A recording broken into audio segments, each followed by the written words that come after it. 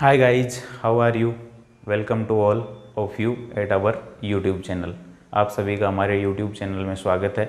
आज अपन देखेंगे प्रॉब्लम्स और उनके solution related to SN1 and SN2। ये जो है कंपटीशन एग्ज़ाम के लिए भी और बोर्ड एग्ज़ाम के लिए दोनों के लिए फ़ायदेमंद है, क्योंकि अपने को क्वेश्चन आंसर जो है वो किस टाइप के आते हैं वो हल करने आने चाहिए। नोट्स जो हैं वो आपको स्टाफ इन्फो ऐप के माध्यम से उपलब्ध करवा दिए गए हैं, चैप्टर बाय चैप्टर उपलब्ध भी हो जाएंगे आगे भी, तो उसका लिंक जो है डिस्क्रिप्शन में दे दिया गया है, वहाँ से आप जाके ऐप डाउनलोड करके नोट्स प्राप्त कर सकते हैं। आओ देखते हैं SN1 SN2 प्रॉब्लम्स और सॉल्यूशन। अपने पास कुछ एल्किल हैलाइड्स हैं। इन एल्किल हैलाइडों में SN1 के प्रति कौन रिएक्टिव ज़्यादा है, मोर रिएक्टिव और लेस रिएक्टिव कौन है, उनका एक ऑर्डर जनरेट करना है अपने को। तो ये एल्किल हैलाइड जो है वो सीधी चेन वाला एल्किल हैलाइड है, और इसको अपन 1 डिग्री 2 डिग्री 3 डिग्री में छांट लेते हैं। तो हेलोजन परमाणु जिस कार्बन से जुड़ा हुआ है वो कार्बन है 1 डिग्री। तो ये हो जाएगा कौन सा, प्राथमिक या 1 degree alkyl halide, primary alkyl halide. फिर आगे जो है हेलोजन परमाणु, हेलोजन एटम जिस कार्बन से अटैच है वो कार्बन जो है वो भी 1 डिग्री है, क्योंकि हेलोजन जिस कार्बन एटम से अटैच है वो कार्बन ए कार्बन से अटैच है, तो वो 1 डिग्री है। फिर आगे जो है वो हेलोजन परमाणु जिस कार्बन से अटैच है उससे 3 कार्बन जुड़े हुए हैं। देखो कौन कौन से। हेलोजन जिस कार्बन से जुड़ा हुआ है, हेलोजन जिस कार्बन के साथ अटैच है उससे 1 2 3 अटैच हैं, तो ये 3 डिग्री हो गया, यानी ट्रसरी।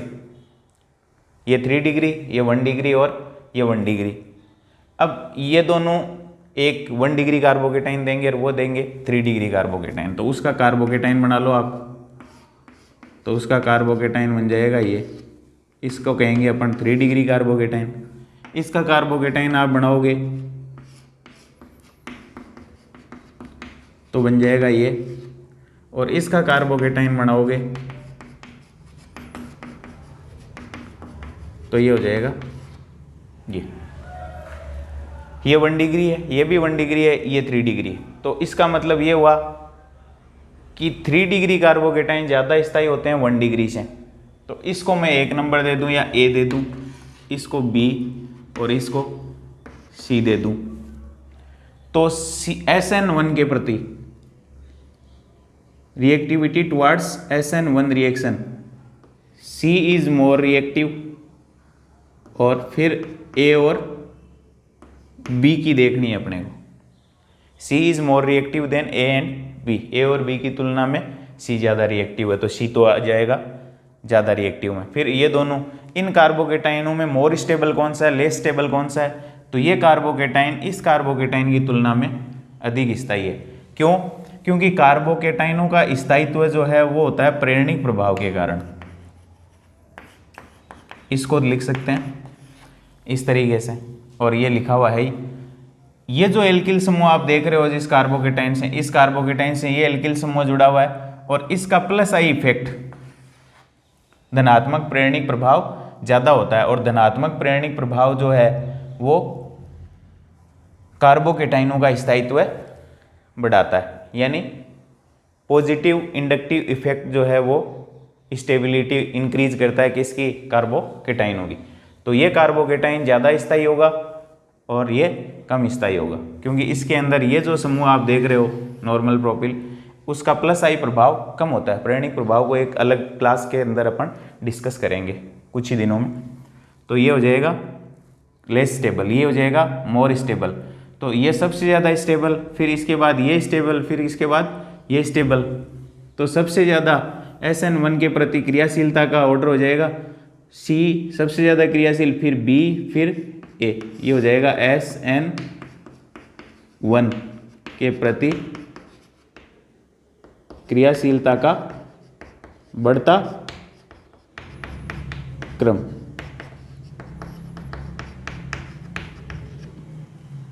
क्यों? क्योंकि कार्बोकेटाइनों का स्थायित्व है या स्टेबिलिटी का ऑर्डर भी यही होता है। ये 3 डिग्री फिर 1 डिग्री, ये दोनों हैं, इनमें ये ज़्यादा स्टेबल है इसकी बजाय, तो B और फिर A। SN2 का लिखना हो तो C सबसे लेस रिएक्टिव, फिर B और सबसे ज़्यादा रिएक्टिव हो जाएगा A। ये हो जाएगा SN2 का ऑर्डर, उल्टा कर दो। फिर आगे आते हैं दूसरे सवाल पे, क्वेश्चन नंबर 2। इसमें आप कार्बोकेटाइन बनाओ, तो मैं ये C6H5 को क्या लिख सकता हूँ? रिंग लिख सकता हूँ, रिंग लिख लो, यानी ये फेनिल समूह है उसकी रिंग बना दिए। अब इसका कार्बोकेटाइन, तो Br को हटा दो, ये कार्बोकेटाइन बन जाएगा। फिर इस Br को हटा दो और इन दोनों समूह की रिंग बना दो और यहाँ लगा दो प्लस, लगा दिया। फिर आगे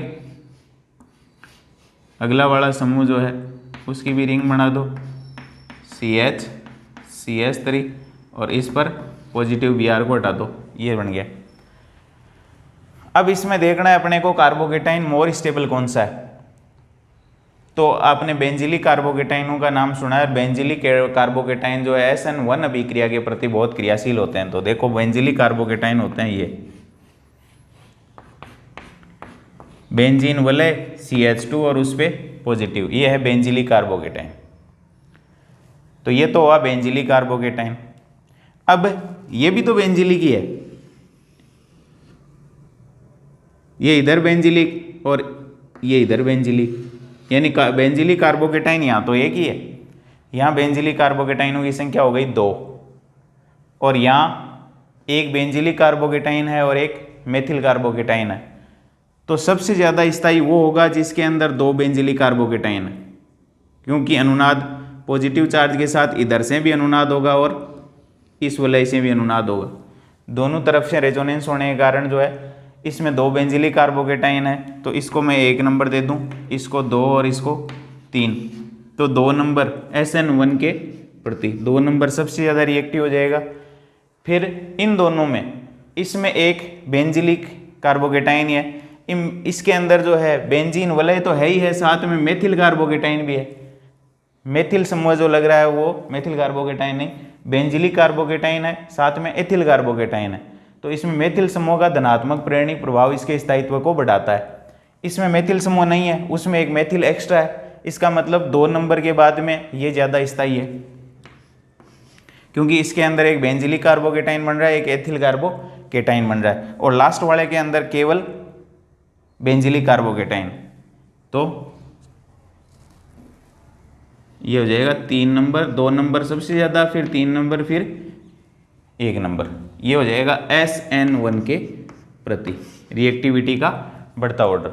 SN2 का आप उल्टा कर दो, SN2 के लिए हो जाएगा 1 नंबर सबसे ज़्यादा, फिर 3 नंबर और फिर 2 नंबर, ये हो जाएगा SN2 के लिए। आगे बढ़ते हैं कार्बोकेटाइनों का, ये तो ऑर्डर हुआ। उसके बाद ये इसके अंदर 1 2 3 4, इसके अंदर 1 2 3 4, यानी कार्बन परमाणु की संख्या और कार्बोकेटाइन एक जैसा ही बनेगा, लेकिन इसमें आयोडाइड आयन निकलेगा और इसमें क्लोराइड आयन निकलेगा। अब आसानी से कौन निकलेगा? Iodide ion. कल बात हो चुकी, क्योंकि ये आकार में बड़ा होता है, इसका स्थायित्व ज़्यादा होता है, इसलिए ये आसानी से निकलेगा। अब आसानी से ये निकलेगा, जो बड़ा होता है वो समझदार भी तो ज़्यादा होता है, ये निकलेगा तो कार्बोकेटाइन इसका सरलता से बनेगा, और कार्बोकेटाइन जिसका सरलता से बनेगा वो आसानी से SN1 देगा। अब यहाँ SN1 और SN2 का ऑर्डर एक सा ही होगा, क्योंकि हैलाइड आयन जो है वो निर्धारित करेंगे कि क्रियाशीलता का ऑर्डर क्या होगा। तो आयोडाइड आयन SN1 हो चाहे SN2 हो, उसके प्रति ज़्यादा क्रियाशील है क्लोराइड आयन की बजाय। तो 1 नंबर ज़्यादा क्रियाशील हो जाएगा 2 की बजाय, चाहे रिएक्शन SN1 हो या SN2 हो। समान एल्किल समूह के लिए, एल्किल समूह समान है तो केवल हेलोजन परमाणु देखना है कौन सा है। आयोडाइड है तो वो सबसे ज़्यादा क्रियाशील, चाहे ऑर्डर आपको SN1 का पूछ रहा हो चाहे SN2 का, एक सा ही ऑर्डर आएगा। फिर आगे बढ़ते हैं, इसमें से आप ये हेलोजन परमाणु निकालोगे तो हेलोजन परमाणु जिस कार्बन पे जुड़ा हुआ है वो कार्बन एक इधर और एक इधर 2 से जुड़ा हुआ है, तो ये है 2 डिग्री। इधर हेलोजन परमाणु जिस कार्बन से जुड़ा हुआ है वो एक ही कार्बन से जुड़ा हुआ है, वो है 1 डिग्री। तो 2 डिग्री का कार्बोकेटाइन बनेगा, उसका स्थायित्व ज़्यादा होगा 1 डिग्री से, तो 1 नंबर ज़्यादा क्रियाशील होगा 2 से SN1 के प्रति। SN2 का ऑर्डर हो जाएगा उल्टा, 2 नंबर 1 से ज़्यादा क्रियाशील होगा, ये हो जाएगी SN2 अभिक्रिया के प्रति क्रियाशीलता का ऑर्डर। तो ये तो कुछ प्रॉब्लम्स और उनके सॉल्यूशन थे, तो अपने को ये आने चाहिए। अब इन दोनों के अंदर डिफरेंस क्या है, यानी SN1 अभिक्रियाओं और SN2 में अंतर क्या है दोनों में। अंतर का भी बोर्ड एग्जाम के लिए इम्पोर्टेंट क्वेश्चन की श्रेणी में आता है। Difference in between SN1 and SN2। इधर SN1 आ जाएगी और इधर SN2। पहला डिफरेंस क्या है, ये रिएक्शन जो है 2 स्टेप्स के अंदर होती है। यह है 2 पदों में होती है, यह एक ही पद में संपन्न होती है। कंप्लीटेड इन 2 स्टेप्स और completed in 1 steps. Intermediate SN1 में कार्बोकेटाइन बनता है, मध्यवर्ती कार्बोकेटाइन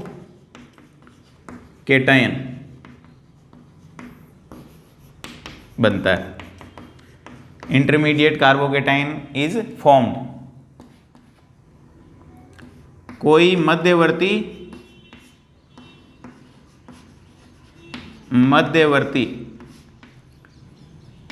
निर्मित नहीं होता है, नो इंटरमीडिएट फॉर्म्ड। संक्रमण अवस्था ट्रांजिशन स्टेट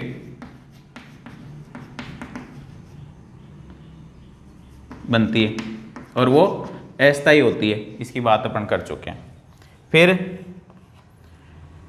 रेसिमाइजेशन के साथ कंप्लीट होती है, यानी आधा 2 उत्पाद बनते हैं जिनके अंदर आधा दक्षिण ध्रुवण गुणक और आधा वाम, यानी रेसिमाइजेशन के साथ कंप्लीट होती है। रेसिमीकरण के साथ completed with racemisation, SN1 reaction. और ये प्रतिपन के साथ संपन्न होती है। इसको वाल्डन इन्वर्जन, यानी विन्यास उलट जाता है, जैसे बरसात के अंदर छाता उलट जाता है, प्रतिपन के साथ संपन्न होती है। इसको वाल्डन इन्वर्जन कहते हैं, कंप्लीटेड विद इन्वर्जन। उसके बाद है फॉलो फर्स्ट ऑर्डर काइनेटिक्स। ये प्रथम कोटि बलगतिकी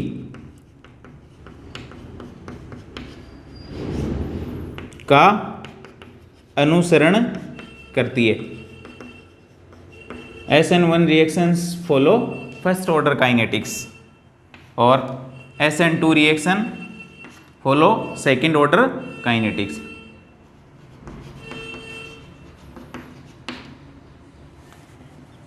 द्वितीय कोटि बलगतिकी का अनुसरण करती है। और इसका मतलब ये है